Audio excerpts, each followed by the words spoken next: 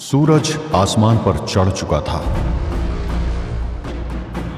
Root की फौज camp set करने और अपनी मिलिट्री एक्सरसाइज में व्यस्त थी, पर जनरल रूट का ध्यान इस समय किसी और बात पर था। वो गुस्से से अपने टेंट में इधर से उधर टहल रहा था। Damn that filthy Indian! Damn you, महाराजा ईश्वरी प्रसाद! वो filthy Indian! वो मुझको ऐसा ट्रीट किया जैसे मैं कुछ नहीं हूँ। और वो जाते जाते क्या बोल कर गया? घोड़े पर हौदा, हाथी पर छीन, something about Warren Hastings? क्या ये कोई जोक था क्या? तुम में से किसी को इसका मीनिंग मालूम है क्या? Answer me. जनरल रूट रुककर खड़ा हो गया और अपने सामने खड़े अपने 10 कॉर्पोरल्स को देखने लगा। वो सब चुपचाप खड़े एक दूसरे की तरफ देख रहे थे। ये साफ था कि उनमें से किसी के पास जनरल रूट के सवाल का जवाब नहीं था, और ये देखकर जनरल रूट का पारा और हाई हो रहा था। किसी को समझ में नहीं आया महाराजा ने क्या बोला? तुम सब सिर्फ यूनिफॉर्म्स पहनते हो, दिमाग घर पर लॉक करके आया है क्या? जनरल रूट का गुस्सा बढ़ता देखकर सबने अपनी गर्दन झुका ली। रूट जान गया कि इनमें से कोई उसके सवाल का जवाब नहीं दे पाएगा। This is unacceptable. मुझे आंसर चाहिए और वो भी जल्दी। इस फ्रेज का मीनिंग समझना बहुत जरूरी है, लेकिन कौन करेगा ये काम? कौन है जो इतना स्मार्ट हो और मुझे जल्दी से आंसर ला कर दे? I need someone street smart. But कौन? गहरी सोच में डूबा जनरल रूट की आंखें अचानक चमक उठी। उसने तुरंत आवाज लगाई, सोल्जर, सोल्जर। रूट की आवाज सुनते ही एक सैनिक अंदर भाग कर आया। जी जनरल सर। ओमकार को तुरंत यहाँ बुला, राइट नाउ। जी सर। वो सैनिक तुरंत ही बाहर चला गया और जनरल रूट एक बार फिर कमरे में चहलकदमी करने लगा। ओमकार ही सॉल्व कर सकता है इस रिडल को। उसका माइंड तेज है। एक बार उस महाराजा की बात का मीनिंग पता चल जाए, फिर ड्रैकुला के साथ उसको भी देख लूंगा। अचानक जनरल रूट का ध्यान अपने कॉर्पोरल्स पर गया, जो अभी भी सर झुकाए खड़े थे। तुम लोग अभी तक यहाँ क्या कर रहा है? Don't you have some work to do? Get out! रूट की डांट पड़ते ही वो सभी फटाफट उसको सैल्यूट करके बाहर निकल गए, और उसके बाहर निकलते ही ओमकार वहां आ गया। आपने मेरे को याद किया जनाब? Omkar, come in, come in. मेरे पास तुम्हारे लिए कुछ काम है। मेरे लिए? कैसा काम जनाब? इधर का किंग महाराजा ईश्वरी प्रसाद ने आज मुझसे कुछ बोला था। Something like a phrase, एक poem, मतलब कविता जैसा, लेकिन उसका मीनिंग मुझको नहीं पता है। तुम मेरे लिए उसका मीनिंग पता करोगे, ओके? अब आप कह रहे हो तो करना ही पड़ेगा। पर वो आपसे क्या कह रहे थे जनाब? घोड़े पे हौदा, हाथी पर छीन, something about Warren Hastings, बस यही कहा था। मुझे 2 घंटे में इसका मीनिंग चाहिए, नहीं तो तुम्हारी जगह इस कैंप में नहीं रहेगी। Francis B time. जी जनाब, मैं अपनी पूरी कोशिश करूंगा। पूरा कोशिश? No कोशिश ओमकार। मुझे रिजल्ट चाहिए, रिजल्ट। और तुम ये काम करके मुझे रिजल्ट ला कर दोगे, अंडरस्टूड? जी जनाब, मैं 2 घंटे के अंदर जवाब लेकर आता हूँ। अपनी बात खत्म करके ओमकार जल्दी से बाहर निकल लिया। वो जनरल रूट से जल्द दूर जाना चाहता था, इसलिए उसने रूट के कुछ भी और बोलने का इंतजार नहीं किया। वो तेजी से टेंट से बाहर निकला और अभी कुछ दूर गया ही था कि वो फ्रांसिस से टकरा गया। ओमकार। हाँ, अरे पादरी तू इतनी जल्दी कहाँ भाग रहे हो? क्या हुआ? अरे कुछ खास नहीं, तो बस वो तुम्हारे जनरल साहब का काम करने जा रहा था। जनरल रूट का काम? अब उसको तुमसे क्या रिक्वायरमेंट है? पता नहीं पादरी, अजीब पागल आदमी है। मेरे को बुलाया और बोला ये बात का मतलब पता करके लाओ, और वो भी 2 घंटे में। किस बात का? पता नहीं क्या था वो। घोड़े का हौड़ा और हाथी का चेन, ऐसा ही कुछ तो बोला था। अब बताओ पादरी, मैं क्या जानूं ये क्या है? पर अब पता करना है तो करना है, वरना वो मेरे को इधर से बाहर कर देगा। What? बट ये हाथी घोड़ा है क्या? पता नहीं, पर ये बात उसको इधर काशी के महाराज जी ने बोली है। कुछ तो होगा, शायद काशी से ही जुड़ी कोई बात होगी। ओमकार की बात सुनकर फ्रांसिस गहरी सोच में डूब गया।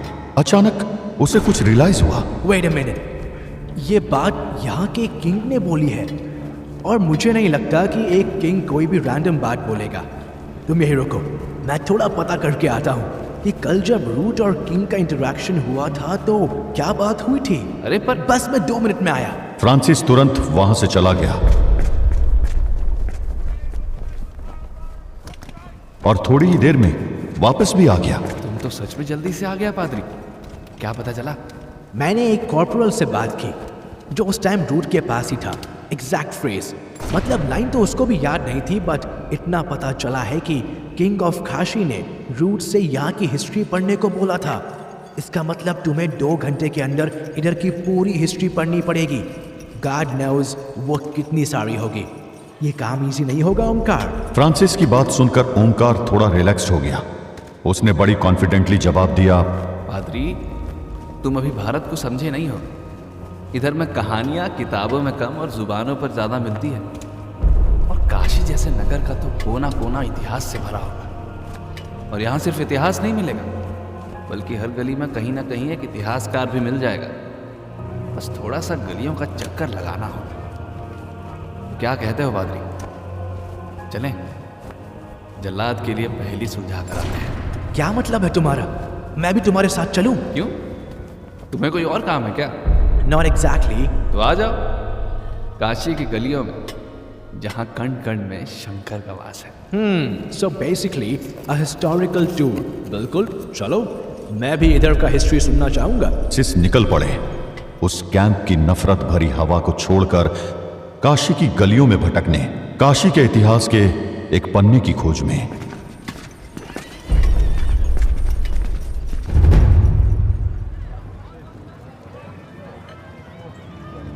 जनरल रूट के ईगो ने उसको पहेलियों में उलझा दिया था।